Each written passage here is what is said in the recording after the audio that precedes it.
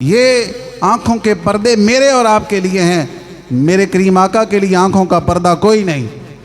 حضرت سیدنا ابو ہریرہ رضی اللہ تعالی عنہ فرماتے ہیں رسول اللہ صلی اللہ علیہ وسلم ظہر کی نماز پڑھائی آپ نے، صفوں کے آخر میں، جیسے یہ پہلی صف ہے، آخری صف میں ایک بندہ نماز صحیح نہیں پڑھ رہا تھا، تو حضور سید دو عالم صلی اللہ علیہ وسلم نے سلام پھیرا،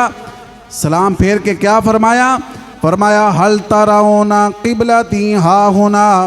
میرے پیچھے نماز پڑھنے والو تم یہ سمجھتے ہو کہ میرا منہ قبلے کی طرف ہے، واللہ ما یخفی علی رکوعکم ولا خشوعکم وانی لاراکم وراء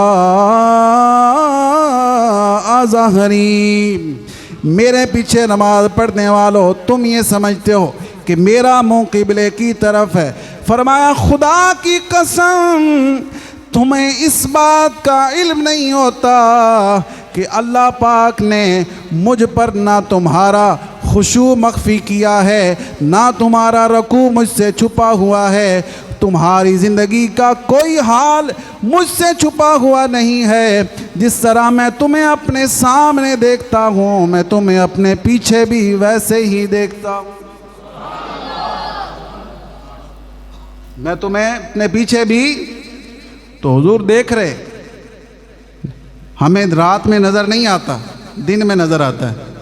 اندھیری رات ہو بلب بھی نہ جل رہا ہو آپ کو کیا نظر آئے گا،